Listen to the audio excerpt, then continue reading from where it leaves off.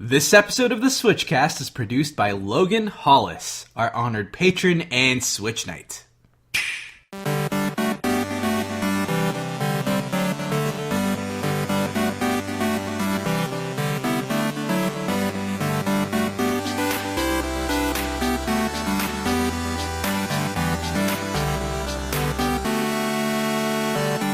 Hey everybody, I'm KC.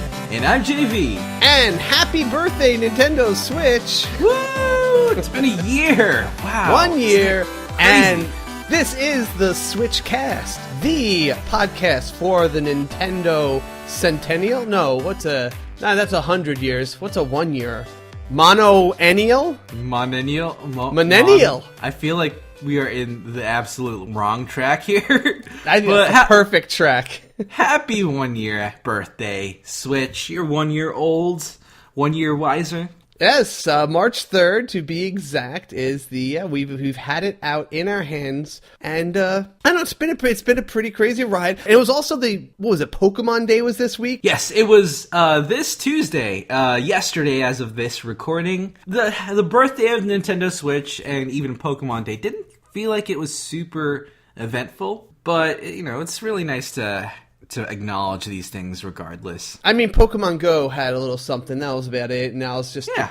That's my happy little way of celebrating it by getting the old Trainer Red costume in there. And I am kind of surprised that Nintendo themselves didn't hype up the anniversary of the system in any real way at all. They might have made like a post on social media. That's about it. But, maybe like a sale or something. Or maybe that's when they should have released the Mario Odyssey update that we'll talk about later. Well, I don't know how much they really care about birthdays or annual events, but you know. Yes. So, and also other new beginnings. We just launched our new logo and tagline, I guess, for the podcast on online. Yeah, I feel like, it's been a year since the Switch came out. It's about time for us to maybe change up our graphics a little bit, just modernize it, make it look less tacky. Okay. Yeah, it was fine before, and it's still the same logo. It's just he's made it a little more Nintendo red in coloring, and I think it pops pretty good on the App Store. Yeah, I agree. It looks nice. I like it. And I do appreciate everyone's feedback whenever we posted upgrades or made these changes. People were really providing us with things that we can improve upon. So a good job, community, for contributing. And speaking of contributions, we are going to be looking for people who want to take part in this weekend's Switch Cup. And when I say Switch Cup, that means prizes. So we actually have been getting quite a few prizes to give out by a bunch of the community members who are just anxious to give stuff away. And we're going to be I've decided to run finally the Splatoon tournament that we've never had yet on the SwitchCast. And I'm going to run it in an interesting way because I know that most of you don't have an actual team or anything like that to play with, and it's really hard to kind of run a tournament unless you have a team or there's enough teams to actually compete. So what I'm planning on doing is this. I'm going to put out a submission form for everyone to sign up who wants to participate, and I'm going to have several rounds of gameplay, but every round we're going to mix up the teams that I'm going to assign everybody. I'm going to tell you guys, all right, now you four are a team, and you're playing these four people, and then I'm going to mix it around, and your personal record is going to be, your win-loss record in those matches is going to influence your points at the end. But yeah, you're not going to be with the same people every round. So you're going to get as many different combinations of players together, and hopefully, the people who are on average the best will rise to the top through there. So everyone has a shot. I'm just going to call it my round robin team building, and depending on how many people participate, we'll have X rounds of matches. Absolutely. And I think if we want to have a singular winner for this event, this is probably the most fair way to do it. So I'm glad that we're pulling the trigger on Splatoon 2 and getting the ball rolling on that. Such fun times ahead. Yes, and we have us as the prizes to incentivize people who want to join in. We have several eShop gift cards to give out, and the prizes, which have been graciously given to us for this contest by our very own Darkus, we have 3 gift cards to give out, and I'm going to give the first place winner a $20 eShop gift card. For second place, a $10, and $5 for the third place winner in this contest. So it's a pretty good set of prizes, and depending on how many people show up, you might have a good shot at this. But I think we'll have a pretty good turnout, especially after last week's Mario Kart tournament, which had about 20 so people in it. So I think Splatoon, it's a little more even playing field, especially when you don't know who you're going to be playing with. Exactly. You might have the best gear and the best weapons, but also have to work with your team. So if you're a good team player, that might help you in your rankings, regardless of whether you have better items or not. So yes, and so we'll see how this goes, and hopefully we'll go off without a hitch. I don't foresee too much possible problems with this. So anyway, look for that sign up sheet. I'm going to post it in the Discord, on the Facebook group, and on Twitter, and you'll just probably have to give your Nintendo ID in order to sign up, and that's pretty much all you'll need to do, and then show up when it happens this Sunday, 6 p.m. And it's going to go on for a few hours because it's going to be a few rounds. Speaking of stuff we're sending out, there's also going to be a new round of rewards coming to Patreon backers. We'll be sending out a bunch of the pins and maybe some more stuff beyond the pins. It's going to be very interesting, and I'm looking forward to handing this out to everyone. Yeah, so if you have not already given in your address on Patreon and you're entitled to one, check your Patreon account. We've sent you a message on there if you're in line for one. And maybe if you've sent us your address before, but you didn't get a prize, let us know. And again, just send your address and we should be able to accommodate you now. Also, we are approaching 200 Apple podcast reviews right now, and I am looking to break that number, and every time I give a call out, we get about 10 to 15 reviews, so I need you guys to, if you haven't yet reviewed us, definitely go down to the Apple Podcast app or wherever you listen to us through, leave us a review. 5 stars is kind of implied, if you know what I mean. But if you feel we deserve it, that'd be great, and really appreciate it. If you don't feel we deserve it, leave a 5-star review, but leave a comment saying that you want us to earn it in some way. Okay, that's we'll be in your debt, essentially. We want to break 200 by next week. That would be a great milestone. And again, the App Store reviews shoot us up in the rankings, get more people to see us. And I love the fact that if you go to the Nintendo Power official podcast, we are among one of the people who subscribe to this also listen to, and we're up there. Largely absolutely. Due to you guys reviewing it so well. It's quite an honor, so thank you very much for that. Yeah, so Casey, we've been on a giveaway frenzy quite a bit recently. And I have to mention that Sun Worshipper is doing yet another contest to give away a Nintendo Switch game of his or her choosing. All you have to do is message what your favorite Nintendo game or Nintendo character is and explain why it's your favorite. And you can at the SwitchCast, post it on Facebook or post it on Discord, and that should enter you into Sun Worshipper's contest. All right, that's it. So it's just like the last one. He's keeping it going, and it's a good way. People just like talking about their favorite games, and if they're interesting enough, we will, again, read some of those in a future community pulse someday down the line. Yes, I love how the community is really stepping up and adding just even more excitement and hype to the Nintendo fan base by doing these contests on their own. Yeah, and I gotta say, guys, you are setting the example for the game publishers even, because honestly, game publishers, just addressing you, we are totally open and happy to host contests for your games. If you want to reach out and maybe supply us with a couple of codes to give out to some people or some other prizes that you guys want to hand out, definitely let us know. We would love to give away games if anyone wants to provide some codes for us to give to any other contest participants in our community. Yeah. Absolutely. Our community is incredibly tight-knit and vocal about what games they love, and I feel like it's a really good opportunity for game publishers to maybe promote their own games to us. All right, so we got a lot of games to cover here, and we have plenty of news and some interesting updates, and of course we have our Community Pulse to talk about, so let's not waste any more time and head right into the game time. Let's do it!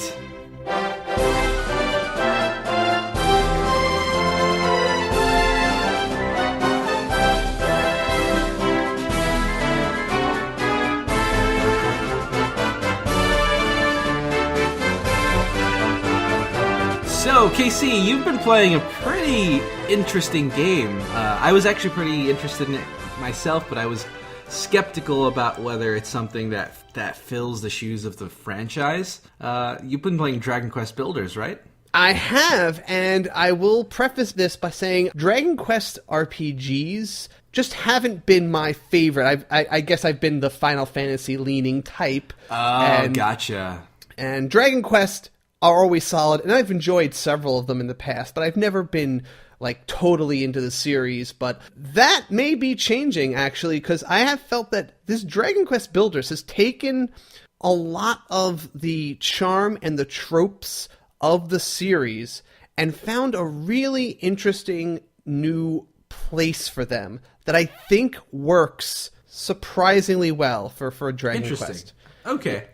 So Dragon Quest Builders, it is one of this new generation of Minecraft-style games that are trying to kind of evolve and do something with that, well, what is now a genre, basically. Essentially, yeah. It is a full-fledged genre in and of itself, and I think a lot of IPs are really taking that base gameplay and trying to put different spins on it. Yes, and I think this is a pretty solid stab at that and a good direction for it. So in Dragon Quest Builders, the general premise that you get introduced to is that there is a wizard, dragon lord, who has at some point in the past basically already obliterated all of life and humanity on the planet. And jeez. Yeah, like he has won. He is a villain who has won the game in a distant past, and there are just kind of scarce remains of humanity left on Earth and some ruins of their civilization. And you are a recently awakened, like a legendary builder. You are someone who has the power to create, and this is actually something that people just don't have a concept of. Like when you do meet people in the game, they're like, wait, you took that stick and you made it into a hammer? I don't know how you did. That's crazy. All right, so it's a completely magical concept to them. Yes. I mean, so everything from just simple crafting to weaving are all kind of a gift that just not anyone can do. It's interesting because, those are normally mechanics that are built into something like Minecraft, and you don't really have a lore explanation or lore reaction to it. It just happens, and that's a really cool take on that mechanic, I think. Yeah, no. So you start off where you're rebuilding a town you place this magic flag in the center of it, and it kind of makes this little area where you can construct. And there are certain rules to what counts as a room when you build it there, or what counts as like a safe place, or that kind of stuff. And you'll start off, you just kind of build like a little shanty, very similar to Minecraft. You just have to make walls that are so high. It needs a door. It needs a light source to be a room. And then if you put a bed in it, it counts as a bedroom for somebody to live in. And you'll go out and you'll recruit a survivor or two that you'll find in the wilderness, and you'll invite them to your town, which is at this point literally just some rocks that remain from the burned down village, and then whatever you've been able to cobble together from piles of dirt. And all right. But they will send you on little quests, and it starts out very simply like, hey, you're gonna get hurt out there. Go get some herbs from something, and I'll show you. You can make a healing salve out of that, and they'll teach you all the basics through these little quests that the villagers give you. And at first, it is very much like I want to say a small scope Minecraft world, because you can just go out there and just take your little whacking stick and just start ripping up dirt, collecting it. You can't knock down trees right away, but eventually you start building things that can cut down trees and let you actually get like the, juicy ores out of the ground, like coal and silver and stuff like that. Okay. But there are just the typical monsters of the Dragon Quest universe roaming about. Like, there's just little slimes going around, and slimes give you a certain type of material when you kill them, and they have all that. It really does feel like the Dragon Quest world, because they have all those sound effects, like that key sound, when someone's casting a spell, that and like something's casting like a fire spell at you, and all the same monsters are there, like the wyverns, the little mages. Oh, yeah, there's definitely the slimes. There's those little mages and those hammer guys, and it's very familiar and very cool. And the combat, it's just like a third-person action game, so it's a little bit. The action is a little more focused on in here than, let's say, in Minecraft itself. It's a little easier since it's that third person. It's a little more fluid since you'll actually be worried about building certain weapons and different armor, right. and it's colorful. And the world is very pretty also, even though it's made out of these blocks. That kind of fits, because when I think Dragon Quest, I think of like the NES, like old school Dragon Quest games, right? Yeah. That's what I think of, because I didn't really get into like the 3D ones that much, though I played a couple of them again. But that's a different take on it. That's an interesting take on it. Yeah, so it still feels like with these blocks, even though they're very pretty and everything's very colorful in this world, it still feels like the kind of maps that you'd see in the Dragon Quest world. Right. It evokes that retro feeling from the classic Dragon Quest games. Okay, but the characters are still like that very, that Akira Toriyama art style. They're very colorful. My armor looks really cool when I put on a new set. It's very obvious what I'm wearing.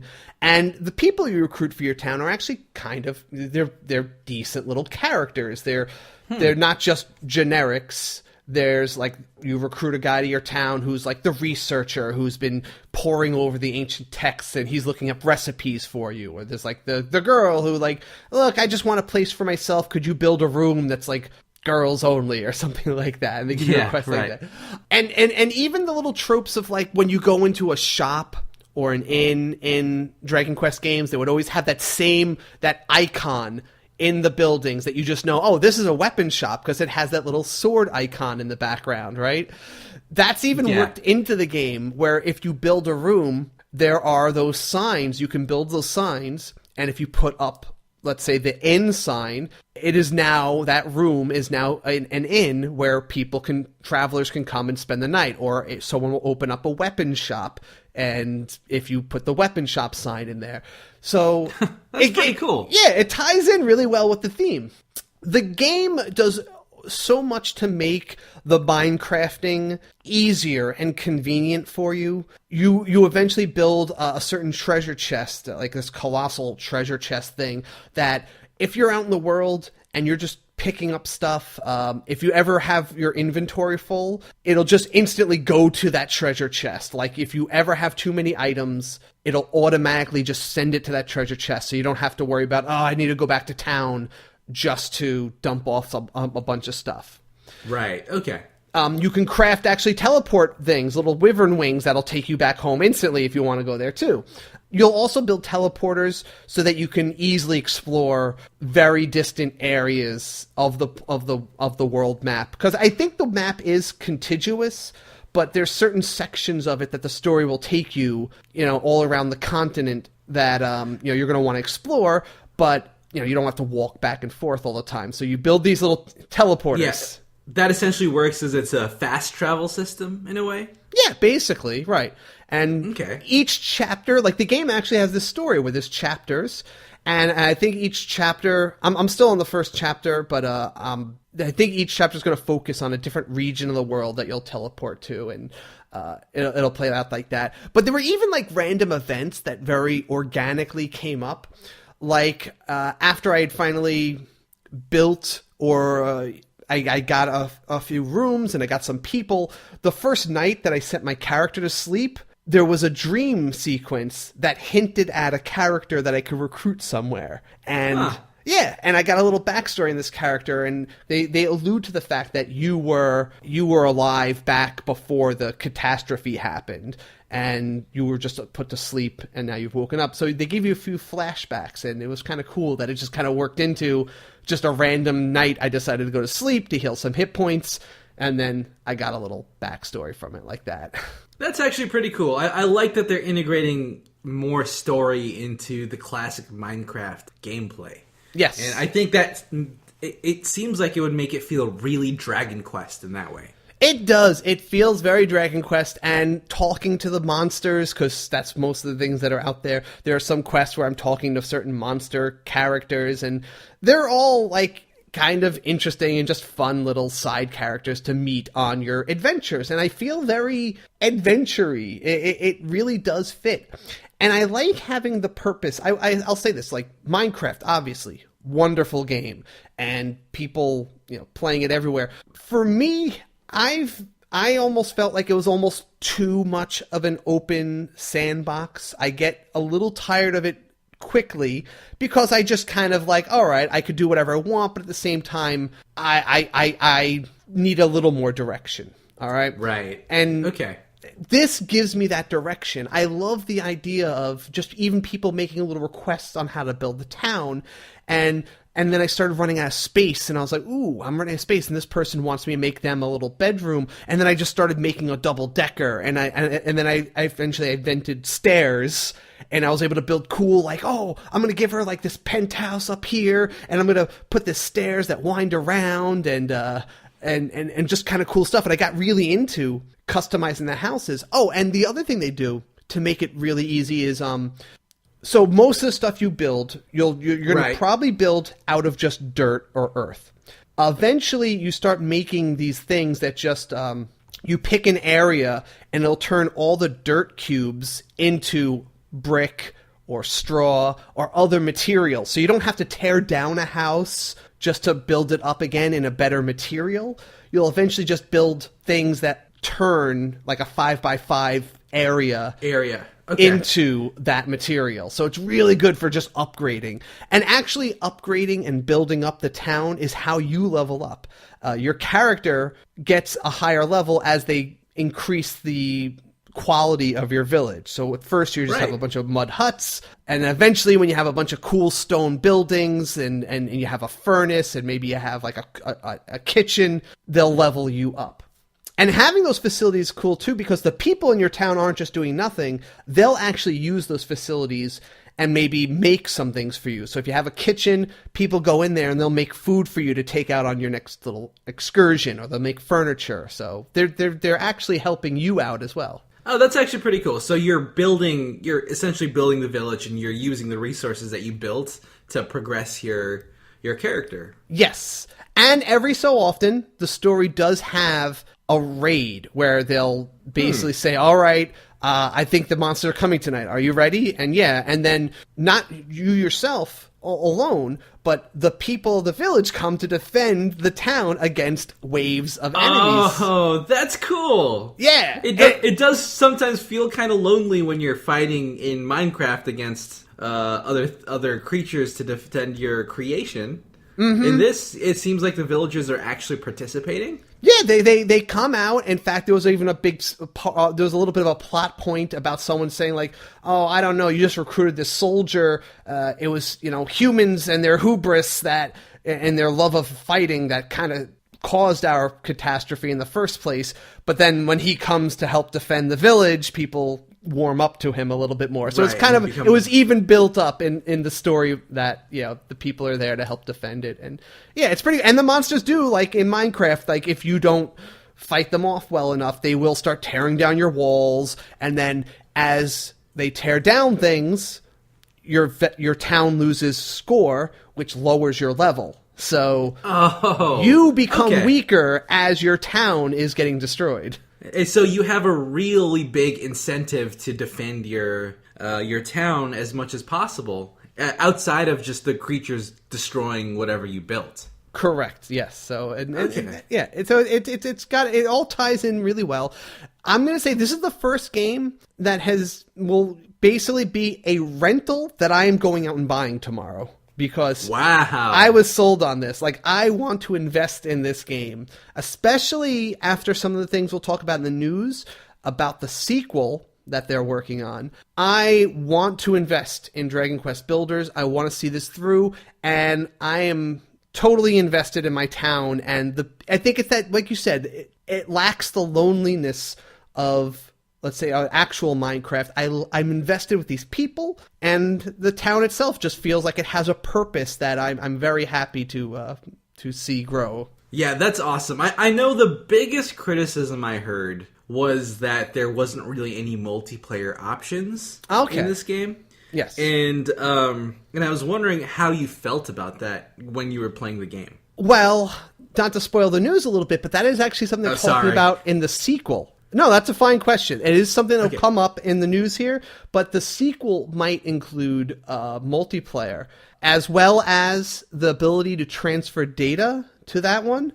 Oh, see, that's a big deal. Yes. So I love the idea that I'm not just playing this game, I'm going to finish the story, and then my town's kaput. The fact that they're investing in this series and that I'm going to possibly be able to carry over this progress for a long string of storyline, that's very appealing to me. Okay, I can see that. So they're essentially mixing the appeal of a JRPG where you're investing in characters, investing in the world, and adding a layer of building and survival that a game like Minecraft can combine. Yeah, and honestly, if they do go like the real full-on Minecraft route with this, it's possible they might.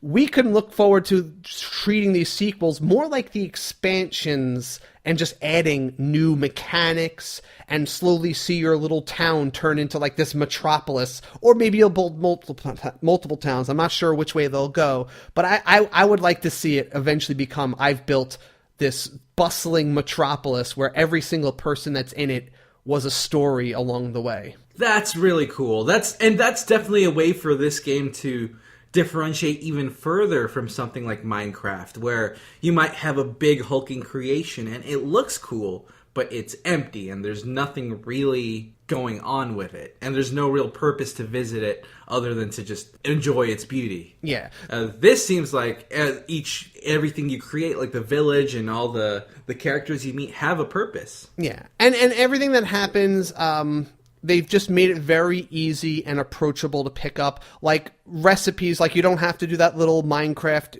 thing where you have to know the recipes, like where you put the items on the little board like that. Like you just have recipes, and you could just tell it, like, I want you to make all 50 of torches that you can make. Just use it all. Or you don't have to have the items on you. As long as an item, a material, is in any of your treasure chests, it's as if it's on you personally when you go to craft stuff.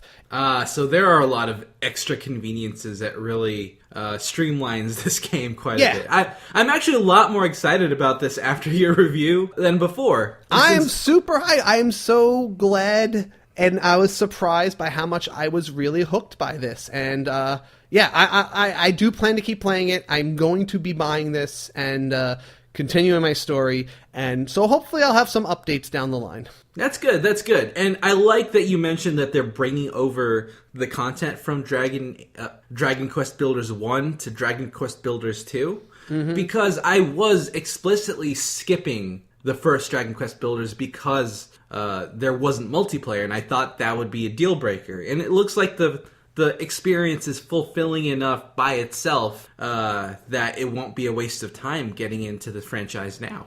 Yeah, I love the idea of possibly joining a force of people on like a tough quest, and just maybe even just like that's what's fun about Minecraft is exploring other people's worlds.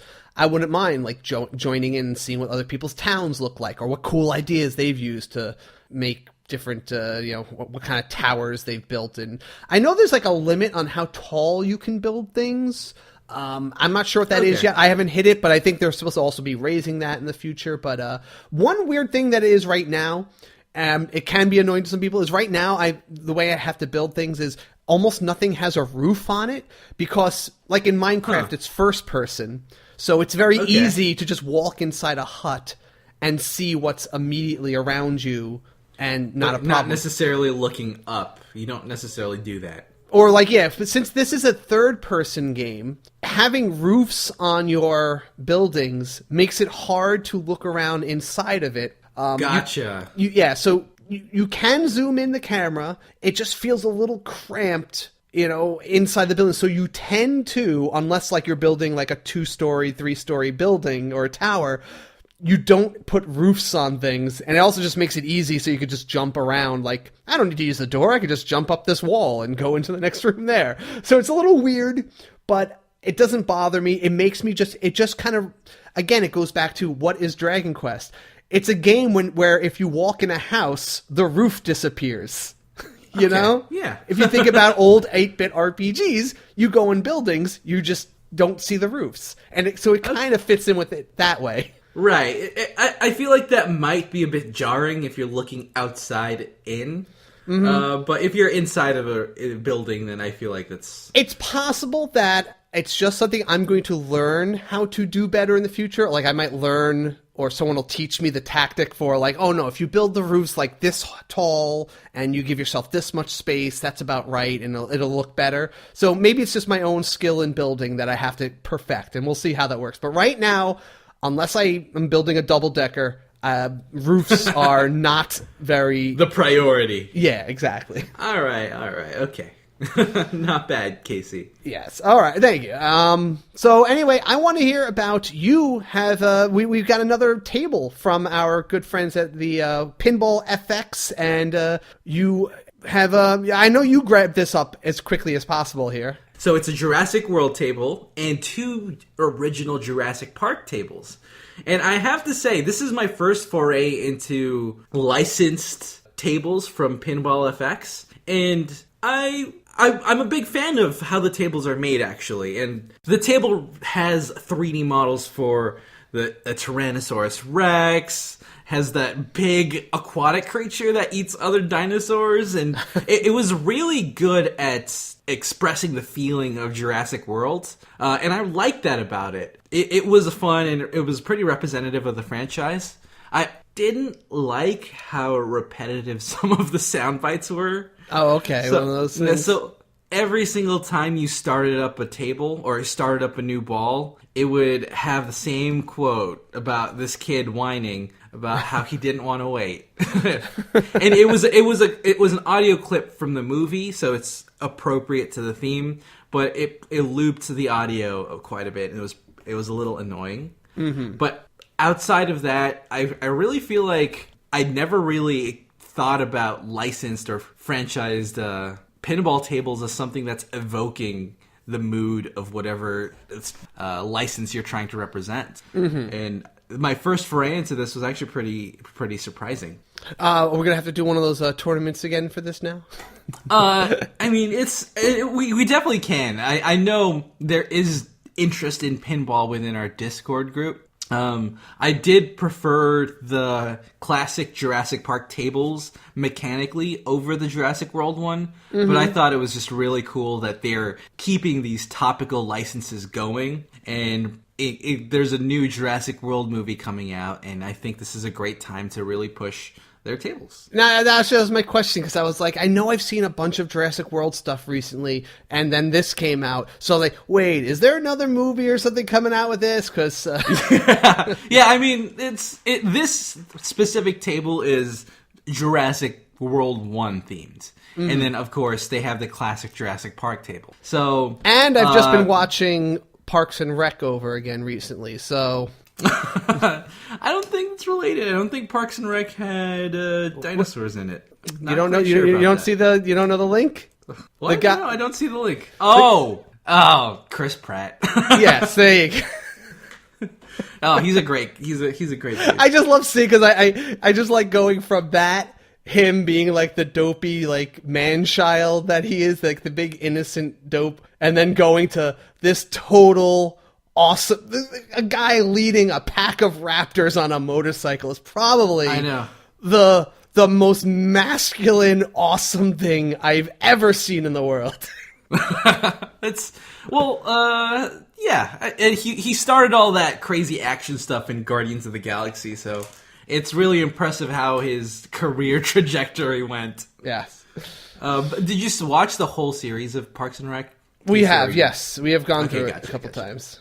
I was just curious. Yeah. Yes. But no, that's cool. That's cool. It's nice always seeing the little updates to that, and if there's any cool skills to learn from this one or to master, it's always fun to dip in and out. And it's just really nice to check in on games that receive updates like this, and especially since the Pinball FX people were so cool to reach out to us and let us know that these new tables are out. I feel like it's worth it. Yeah, I feel like it's worth bringing up. Outstanding. All right, very cool.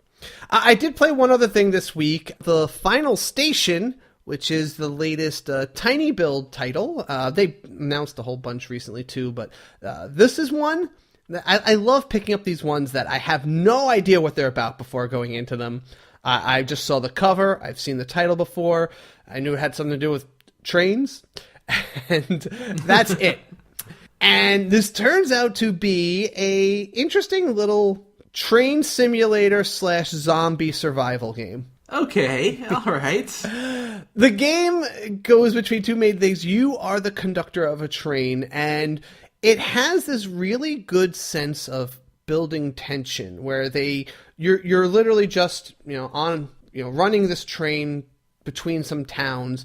As you're on the train, there's a couple little stations you can go to, in not like train stations, but like mechanics to the train that you could check on, like, oh, how's my battery levels, all right, even these out, oh, this pressure thing built up, release it, whatever, just little things like that. They just kind of ease you into it. They're almost all little mini games like that, and while you're doing that, there's some passengers, they're talking, but they start alluding to something weird going on, and you're not quite sure what. They're just like, I don't know, it sounds like I can't get in touch with this, my sister in whatever town. As you go on, the things start getting very tense as some of the creepy things you start seeing in the cities is like, it looks like things are going into martial law. There's people getting a weird disease and just some like really kind of like sick things are happening to them. And eventually you'll visit cities that have just been all out, like taken out by whatever these weird black creatures that people are turning into for some reason, whether it's an infection, some sort of alien invasion, we don't know. You kind of piece together a bunch of conspiracies from what people are saying, you find newspapers or whatever you talk to. But as it progresses, you become one of the last people who actually runs a train, and this becomes helpful because you find these survivors from these towns. Okay. And you load them up on your train. Maybe the military is like, look, we can't tell you what's going on, but we need you to take this package or take this cargo to a certain city. And so you kind of become this little bit of a traveling savior. And they actually, they arm you as well, so that as you start going from station to station along the path, you'll stop into the town, you'll explore it, you'll scavenge for like food, for med kits or other gear like that, weapons. You start fighting these creatures, whatever they are, pick up a little info, find more survivors, and then get back in the train. Oh, and you have to, every time you get to a station, you have to find like a code that unlocks it for whatever weird system that's going on in the game. Like each time you hit a station, you need to find like a pass number that'll allow your train to go to the next station. So you're usually scavenging for that, as well as any other supplies you can get while trying to kill the monsters with as few bullets as possible.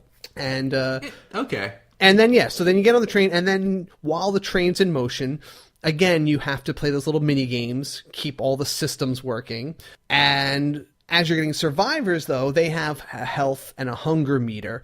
And so you have to kind of choose how to dole out the supplies. You might have like, I only have one med kit, and I only have a couple things of food. Maybe she'll let this guy starve a little bit here, and this person I'll feed now, and use the med kits. Some people come on your train, and they're just like, they have a serious wound, so their health is constantly draining, and you might be like, all right, I'm going to have to put a lot of health kits in this guy, or maybe I'm just going to let him bleed out and die because I can't afford the resources. That's so dark. So this actually kind of reminds me of that other game you mentioned, Of Mice and Sand, I believe? It kind of has that little bit of a thing going on with it there, yeah. But in that, you chose where you go. This, the plot chooses where you go, and you're just kind of following along with it. And... yeah, and there's a little more emphasis on the action, whereas the train travel is only kind of like a little way to break things up here and there. Gotcha. Okay.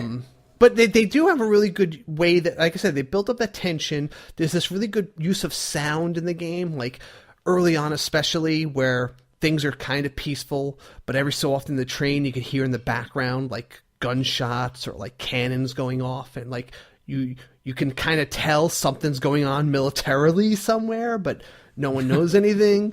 And I like listening to the conversations that people have in your train, but at the same time, it's kind of hard to pay attention to it while you're also running around managing the mini games and trying to feed people and stuff like that.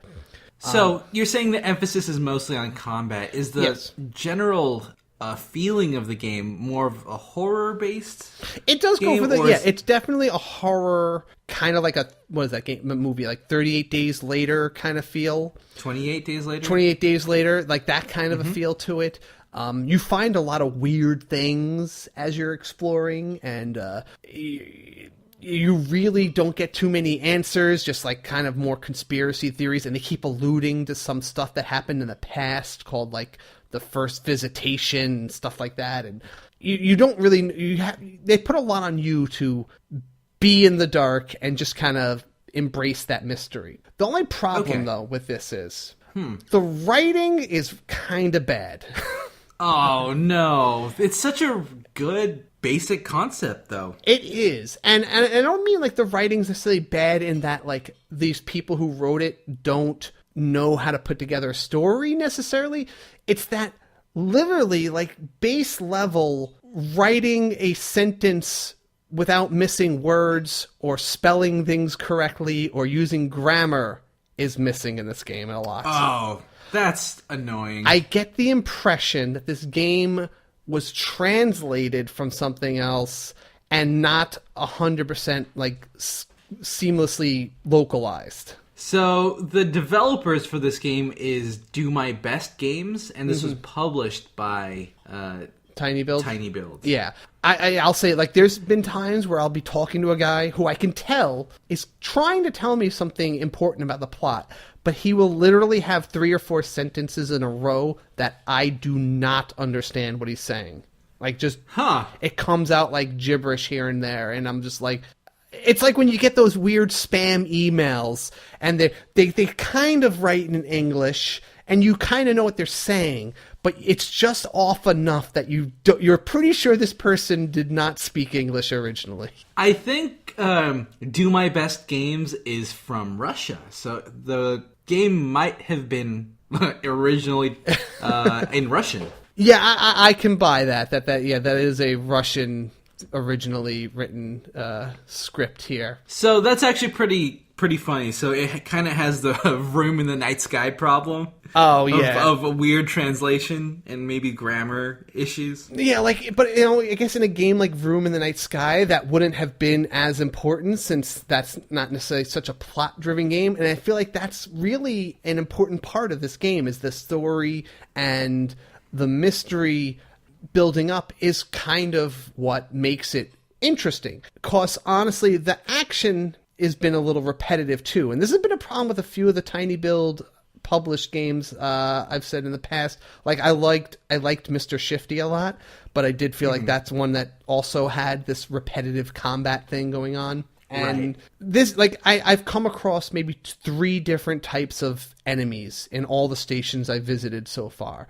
And, you know, different combinations. Like, there's little fast ones that bite at you. There's the slow, shambly ones. And there's ones that catch on fire when you shoot them and they explode. And I haven't really seen too many other variations of that. And I know how to deal with them all pretty easily. And early on, there was a few times where they try to jump scare you, where they bust out of a place you don't expect, and you have to react really fast to an unexpected situation and maybe just shoot a few shotgun shells to get yourself out of it. But they Right. stopped doing that, I feel like. They just like stopped trying to scare me, and they just made it very stagey, where it's like, okay, I walk in a room, I see what enemies are there, and I have kind of a protocol on how to deal with every combination of enemies now. And it kind of reduced that fear a lot very quickly. Right. So it does lose that horror element as it becomes more and more like a game that you're just running through and going through the motions with. Right. And the actual way it controls is kind of interesting. So, like, the right joystick is how you aim as your character's walking around, and it's a side-scrolling game. So does it control similarly to Contra? Something like that? I guess you could say that, because there's a crosshairs on the screen, and I guess you could say that where Contra, you would always shoot which way you were running, I guess. Right. You couldn't run, like in this, you can shoot one way while walking another way. And Gotcha. Okay. You also have this meter you can build up, like you can do a melee attack, and if you hold it down, you can build up a really strong melee attack that'll take things down. So basically, every time I open a door up, I first charge up my melee, and then I open the door and I just punch the first thing that comes out of it. And oh, wow. That usually takes things down, but then you have a little recharge, but you can do that again. But then I just shoot everything else. And after a while, though, the melee is so effective, and it's not that hard to use, that I have not been in an ammo situation either lately. So I've been good on ammo. The only thing I've ever been scarce for in the game is food, and I've been worried about my trained people surviving. And that's been the only near risky low resource I've had throughout the game. I've been able to make so many med kits that even people gushing blood on my train everywhere are not that much of a fear. So oh my gosh. I feel like they had a really good solid foundation here.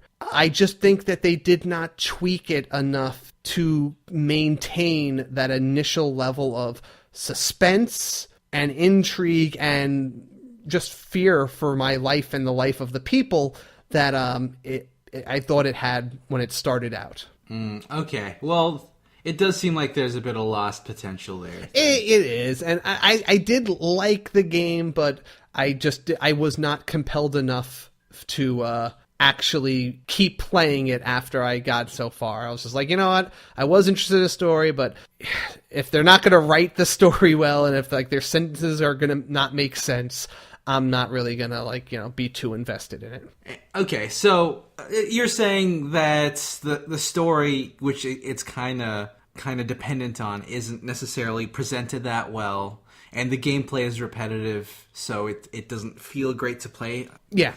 Do you ultimately recommend this game to people? I'm gonna say pass. I do not recommend it, which is kind of sad because this game does have a lot of the things that I like in a game. I like the pixel art. I love the way I loved everything that they had as a concept. I just don't think that they tweaked it and polished any of it enough. Right.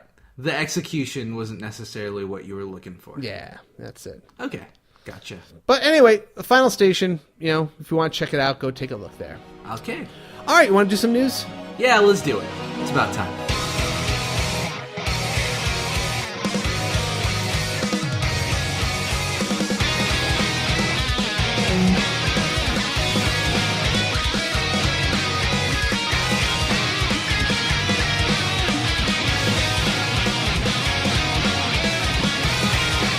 All right, news rundown, and here are your headlines.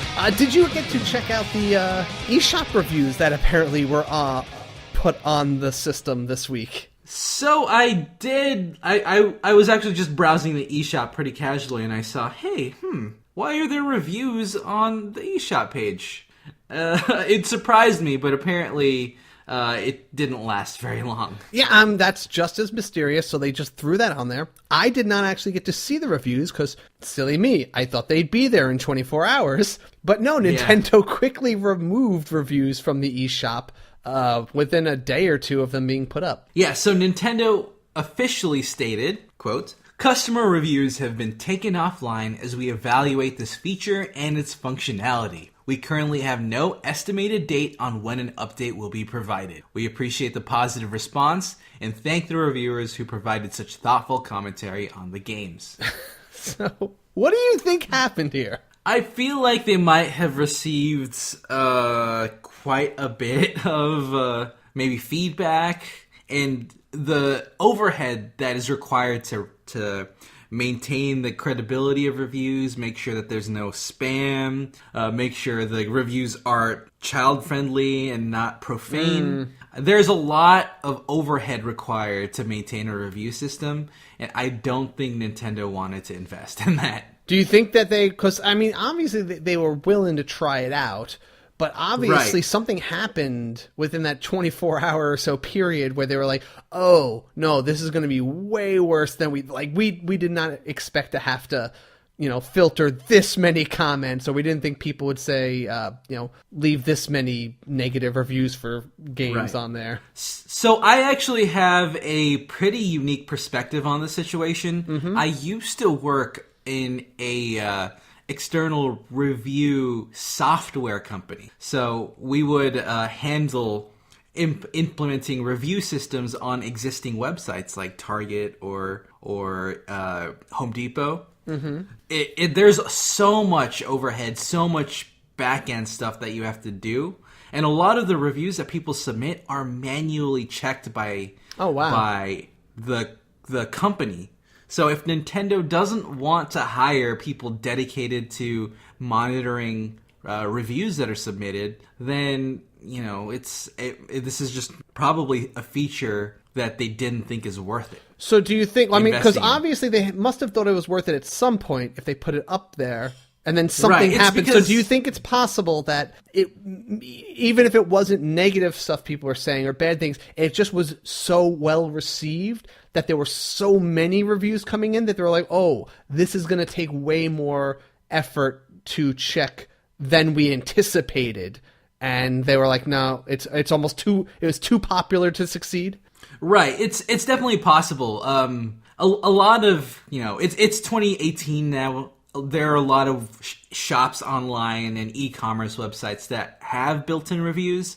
So I'm assuming they kind of wanted to modernize their website and include that functionality that's kind of expected elsewhere. But yeah, beyond that, they probably just didn't want to deal with the overhead of all the potential trolling, especially considering how they're a family-friendly company, and that's kind of what they want to promote. Oh, so maybe they're just testing the waters to see, because I mean, obviously they were ready to do it at some point, and then something was different than they had anticipated in that time. So yeah, because honestly, the implementation of the review software is really easy. Mm-hmm. It's just something that you plug into a website, make a few configurations, and go. Okay. It's the maintenance that's a bit tricky. Okay, all right. Trickier. Do you think they might bring it back, or do you think that... I don't think they're going to bring it back, and I feel like since Nintendo did not have a precedent for including user reviews anyway, just putting it out there and taking it back really quickly, it's something that they can get away with specifically. Okay,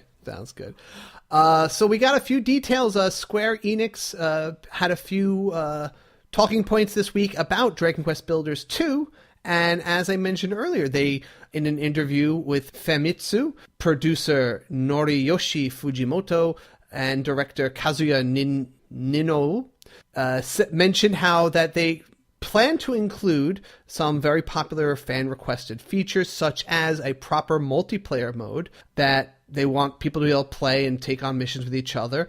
Oh, and as well as they mentioned the fact that they want you to be able to transfer your data to the new game. Now, whether that means they want you to transfer your whole town, or just something about your character, or maybe just some things that you did in the previous game, that's also optional. But it sounds like in a game like this, it seems most likely and most appropriate that it'll just be able to transfer your town in some way to the new game, because that's really what people want to carry over. They want to feel like that work has meant something and has some sort of lasting effect. Right, and there isn't anything defined. They were just talking about requests that they're aware of. So yeah, so I mean, these are some things, so hopefully we'll see that come in as we learn more about it. But just the fact that they've announced that they are working on and planning on making a Dragon Quest Builders 2 is a positive thing, because this was a surprisingly great little mashup. Okay. So it looks like one of our favorite games, KC, Xenoblade Chronicles 2, is getting a Japanese soundtrack release on May 23rd. Oh, very cool. I'm pretty excited for this. I really enjoy the Xenoblade Chronicles soundtrack, and getting an official soundtrack release is going to be really great, I think. I liked the soundtrack to it, but I did not feel... It wasn't the kind of soundtrack I would listen to separate from the game. It was not the level of awesomeness that those kind of games that like I will actually go out and just listen to. Yeah, that's a good point. I started off feeling the same way. Mm-hmm. Like I didn't feel like the soundtrack was anything spectacular. I thought it fit the scenes, and I thought it was nice and appropriate. It's not like Nobuo Uematsu level stuff, in my opinion. Right. But then as I played the game more and got through more chapters, I started like humming the tunes while I was walking around or doing other things, and I'm like, you know what? I'm liking this more. So I feel like, for me at least, I might consider getting this. Yes, but there is going to be one of the... it's going to be released in the West as well. It's just there's one of the packages of it with different tracks, but they're all going to be available also on the iTunes, I believe, also, so you can get the songs individually that way, or you can buy one of these little things that have a few extra goodies with it as well, if you want it on CD. So that's, May 23rd, that'll be coming out. And this was interesting, so people have been... One of the games that people request and they would hope to come to Switch has been PlayerUnknown's Battleground, PUBG for short. PUBG. Yes. And this is if people are not familiar, this is a really popular game. Battle Royale style game, yeah. Yeah, very cool thing. Just people drop a bunch of people in a zone with, scavenge for weapons and stuff. And the zone that you're allowed to be in shrinks constantly so that you have to keep getting closer and closer until one man standing. Right, so think Battle Royale or Hunger Games type setup. Right. And it's gotten really popular as a genre recently. Right. And so people want that Switch, but there's been a lot of people saying that probably couldn't happen. It barely works on Xbox, they've said. This is a PC predominantly game. But something has kind of thrown that into question now, because they have successfully released a mobile version of the game recently. And yes, it has scaled back features. And yes, obviously it's not as crisp and beautiful as the PC version. But the fact that they got it down to there at all in any form does signal that it is not impossible for this to actually come out on the Switch. Honestly, I think it would be very easy to port the mobile version onto the Switch at this point. It looks like the mobile version is kind of recreated from the ground up. PUBG is notorious for having an awful base engine, so I feel like they had to start from scratch making the mobile version. Okay, that's fine. Yeah, and from there they could more easily up the graphics and port the mobile version over to other platforms. Wouldn't be the first mobile game to make the switch over to Switch and do well. Yeah, it wouldn't be the first. All right, in updates, did you I got the message from Twitter while we were recording the last episode, and I meant to mention this during the podcast last week, but I forgot to bring it up, but I do want to mention now. We have the Luigi's the Balloon World update in Mario Odyssey. Yeah, so a lot of the people in our Discord community were really hyped about Balloon World, and it seems like a really fun mode that people are latching onto. I'm excited to see all the multiplayer excitement people are having with this mode. It is a fun little thing to do, and it's an easy way to kind of asynchronously play with people. I've been seeing a lot of videos online of people, hunting cleverly hidden balloons around. It seems like a fun mini game. So basically, anyone doesn't know what this is, there's two ways this could be played. You can you have like 30 seconds, run around a certain map and hide a balloon somewhere where you think no one will find it. And then the other mode is where you go looking, and they put you in one of the locations of the game, and you have 30 seconds to find a balloon somewhere. And basically you'll level up in one of the modes based on, do you find a balloon, or how fast do you find balloons, or how rarely people find your balloon that you've hidden if you're in that mode. So it's a little game of hide and seek, and it's pretty cool, and it seems like it has potential. And I haven't tried it out yet, but I'm definitely going to probably pop that in this week. It's just, I like your pun. Hey. Yeah. So I feel like it's a really cool scavenger hunt mode, and it's a great way to include asynchronous multiplayer in a Mario game. I don't think that's even been done before. Not in a Mario game that I can think of. No. Yeah, so really good stuff. I'm excited to see all these new interesting modes that Nintendo is adding to Super Mario Odyssey, especially since these are just free updates that aren't even necessary to enjoy the base game. And if you want to also keep enjoying the base game with if you're still hunting out some more of those moons, there has been a data mine with this new update revealing a bunch of new hats that people and outfits that people have discovered, including baseball outfits. They have the Link hat and suit. That's the big one people are interested in. I don't know what a Rango suit, a whole bunch of 8-bit Mario cap. Interesting. So there's a whole bunch of new things there. So for people to go and dig up and unlock if they're still want to play around with that. Absolutely. And maybe you'll get more future modes. Who knows what other little games are going to add on to it. All right, so Splatoon 2 version 2.3.0 is actually out and live now, and it has quite a number of tweaks to multiplayer and the co-op modes. There's a lot of balance changes and a lot of quality of life changes that we really can't cover here. There's just so much in this patch, so I definitely would recommend checking out the patch notes for that. Yeah, I'll put a link to that in the show notes there. It just looks like they fixed a long list of stuff, and just to make things a little smoother. Yeah, there's a lot of fixes. If you look at the patch notes, there's fixed X issue, fixed Y issue, fixed an issue where Z. It's good stuff. And we also got the new Luna Blaster Neo as this week's newest little weapon that we get every week. I love the design of this one.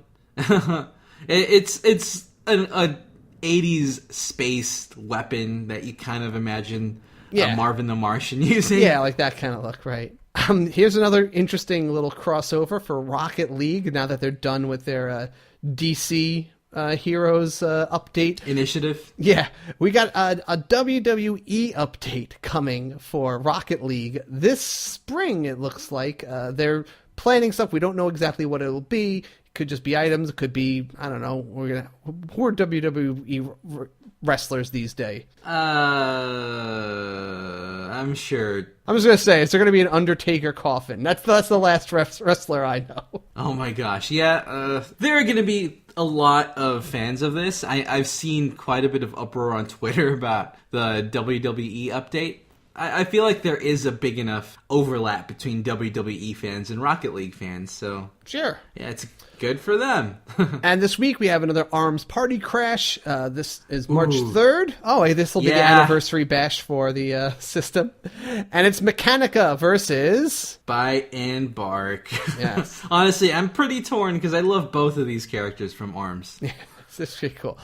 And as always, guys, if you have any tips for news, email me your links or any information, kc@theswitchcast.com, or go to our Discord group, and we have a whole news channel there that I will always peruse for anything special to mention on the show. Okay, new releases. JV, what's coming out this week? All right, so we did get a surprise drop with Outlast Bundle of Terror. Oh, that came out of game. nowhere. Yes, it is. It's actually a really well-received horror game, too, and I feel like this is one of the first big horror games, I guess not counting Resident Evil, to come out on the Nintendo Switch. Mm-hmm. I love that this genre is expanding on our platform, Casey. So, on March 1st, which is today, we are receiving Totes the Goat, Guilt Battle Arena, Mulaka, Detention, Subsurface Circular, Paper Wars Cannon Fodder,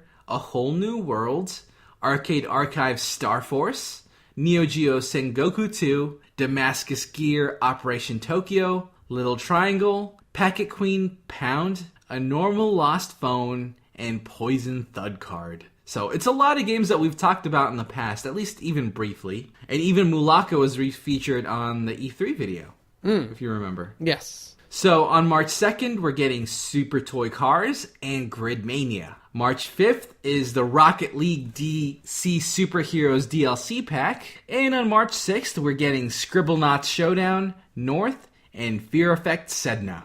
Down the pipe. Okay, we got a couple of weird titles that were just announced or been given release dates in the further future. Coffin Dodgers is a weird kart racer game.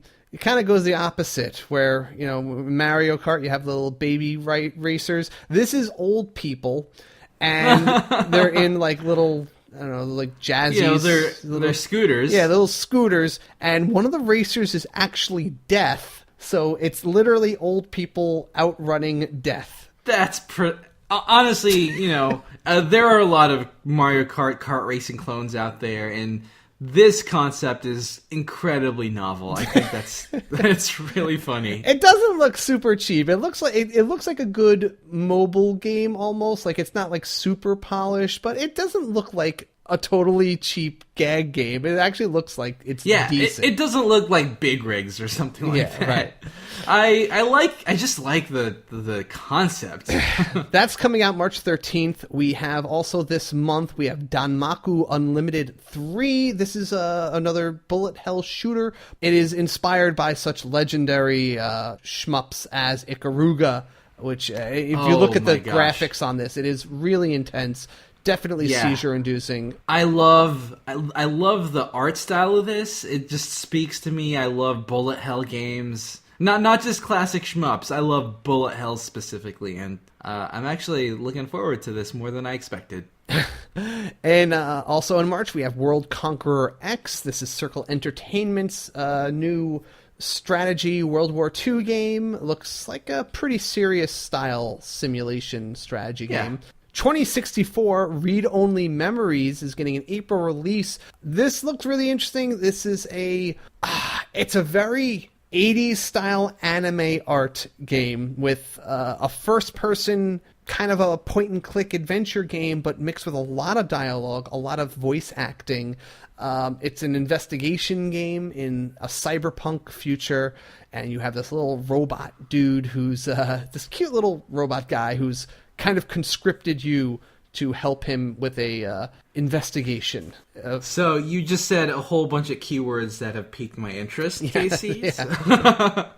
So this is something I might check out. No, it's really cool. I do like this art style. It captures that really cool early anime style in pixel form, actually. Yeah, in the pixely kind of thing, and it kind of feels like an NES era almost with the graphics like that, but it's still smooth, and the voice acting is very solid in this. Like, they're very natural and fluid speakers. I like it.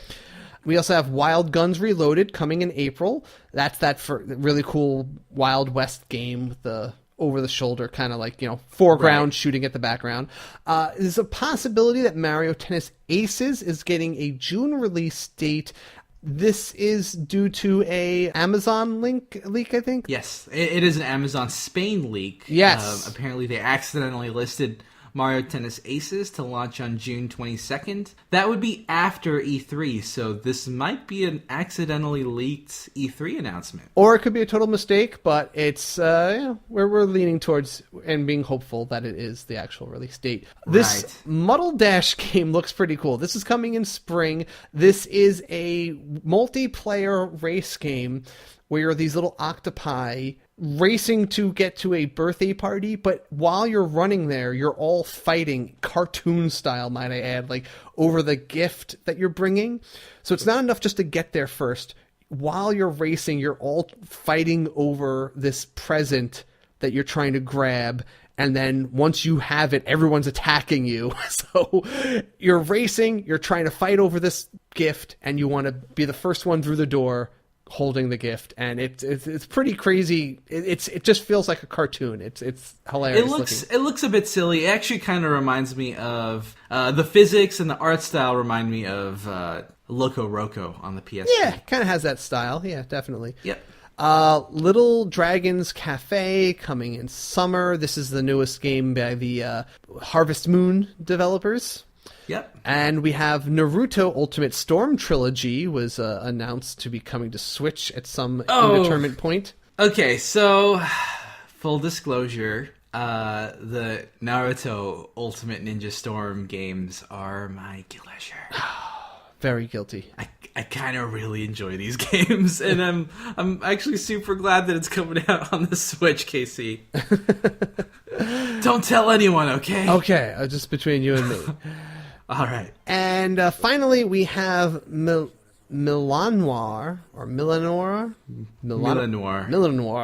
Adventure style? It's a shooting. It's like an action shooting game. Yeah, with a little pixel art. That's all I could say about it, really. Yeah. I don't have it. I didn't look at it too in depth, so that's all I'll say about that one. And that is our last thing there for this segment. So why don't we catch our breath and go to the Community Pulse?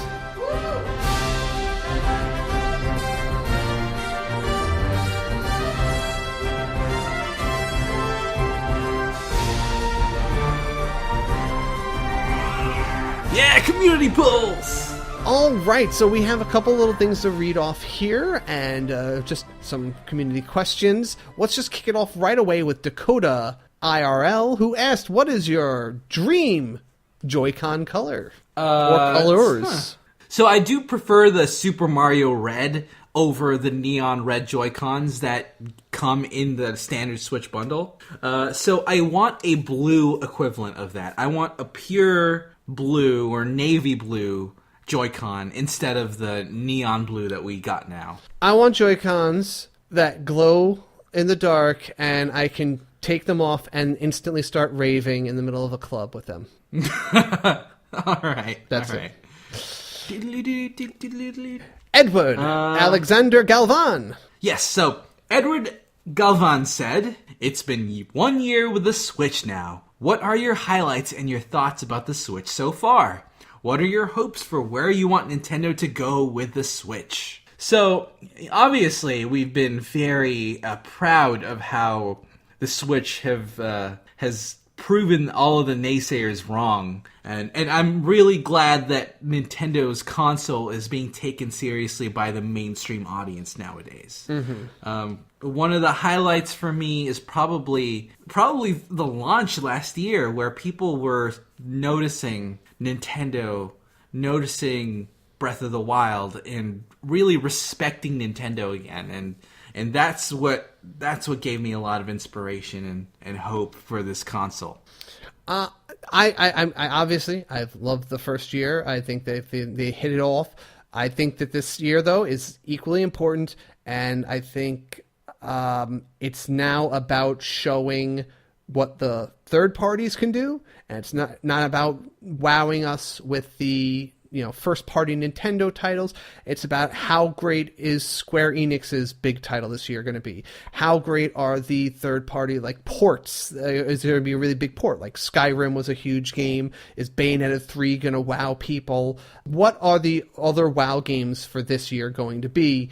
That aren't necessarily coming from Nintendo. I can definitely agree with that sentiment. I'm hoping Nintendo can hit it out of the ballpark with the third-party developers this year. I think when the online service goes live, I think we're going to see a big shift in how the attention, and I think that that's going to either propel them into the next 5 years of prosperity, or it's going to be a little bit of a stumbling block. I'm optimistic about it.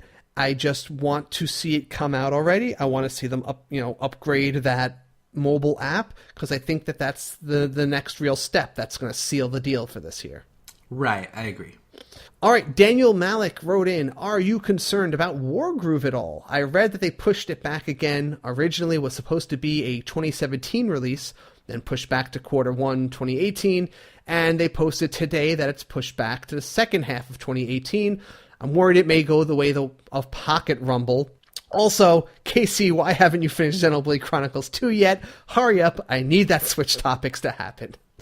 Yes, so we had a lot actually to do with Wargroove today. They just they came into the Discord chat actually. One of our the artist that was on here before, and he showed off the new characters, the new commanders for all the different nations in the game, and we were kind of digging that and looking at them. One of the commanders that they revealed today just really spoke to me as a person, and and I just love that they were able to fit essentially a giant mecha suit into the fantasy genre. Yeah. While still being fitting for the genre itself. It's good to keep the hype up too when they release that sort of stuff, and it's really hard to keep people excited for a game like that over a long period of time building up to the release. Right. But I'm not worried about this game's delays like this. It's not really comparable to Pocket Rumble. Pocket Rumble's being delayed. In fact, I even recently I saw some updates about that, and it's really being pushed back. Like, the developers sound like they're having very serious technical troubles getting it on the Switch. But that's the kind of game where the technical troubles have to do with the fact that is a game centered around live player versus player, where every frame, every 60th of a second is a thing that you have to minimize in terms of, like, compatibility and playing and really fast response. That's not the problem with a game like Wargroove. It's a turn-based game. It's really just a matter of the content. They're just creating the characters, the story, and getting the content of the challenge and maybe the balance just right. It's gonna happen. And what also reassures me about Wargroove as opposed to something like Pocket Rumble, the developers have been very candid about what they're working on, what they've completed, what their current status is during development. They even mentioned how the base fundamental engine of Wargroove is done and smooth and technically sound, and they're working on just the peripheral things like what Casey mentioned.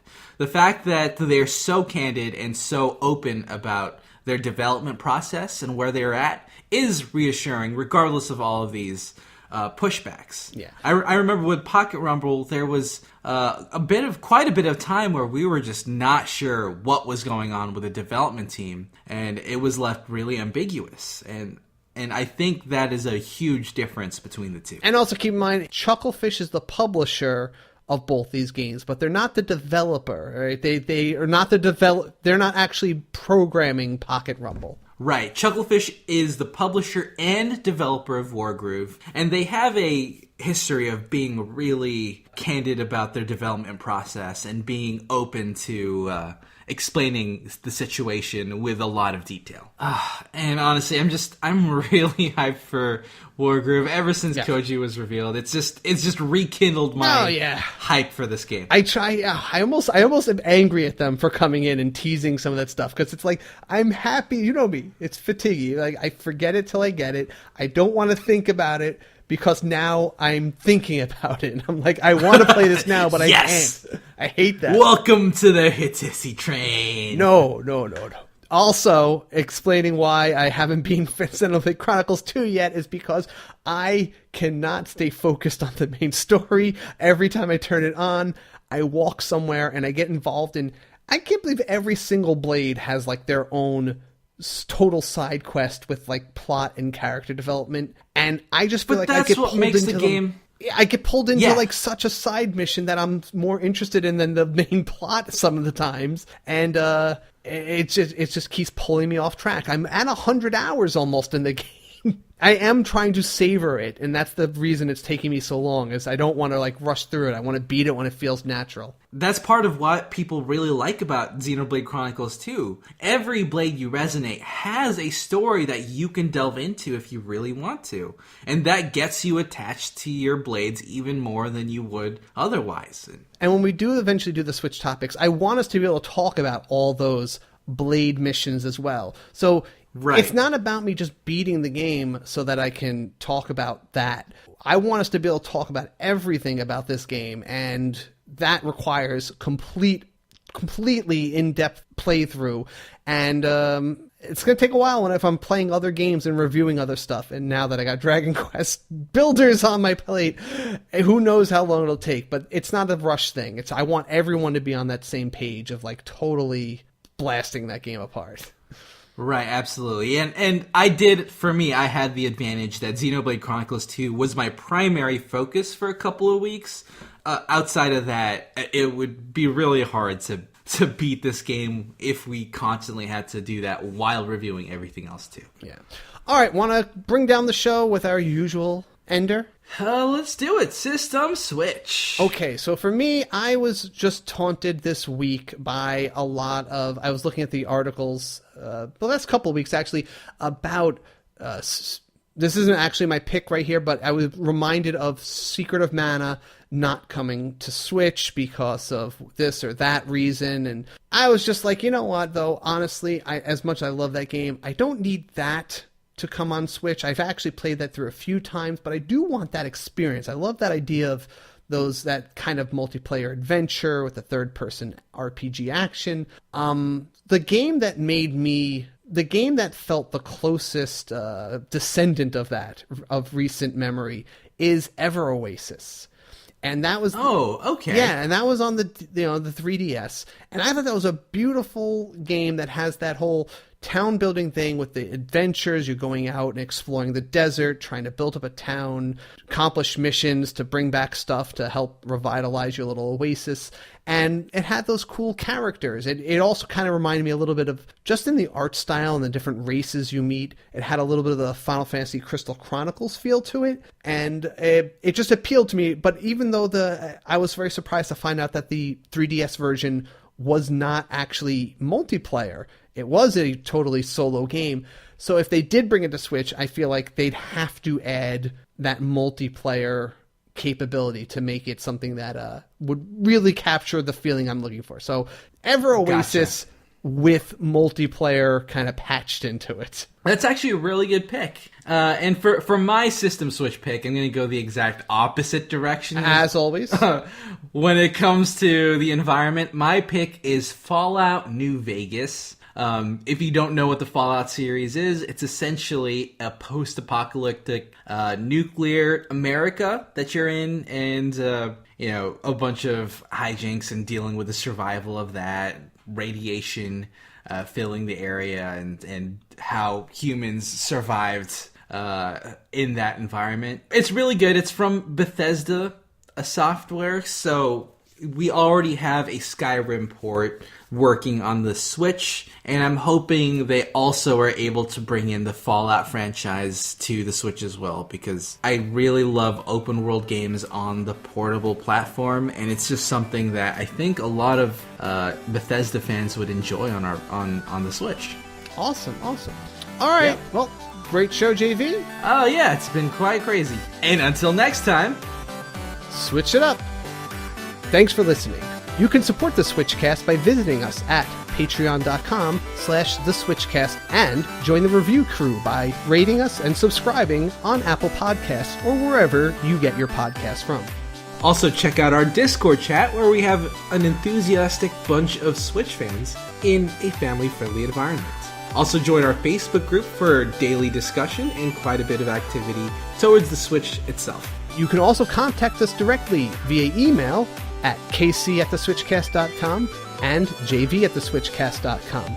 Talk to us on Twitter @theswitchcast. Thank you, HeatleyBros, for the theme music. And check us out on our website at theswitchcast.com, where we will post all relevant links and show notes. Promotional considerations provided by publishers in the form of review copies of games. Blah, blah, blah, blah, blah. Let me take a drink of water. It's just my mouth is dry. And oh, gotcha.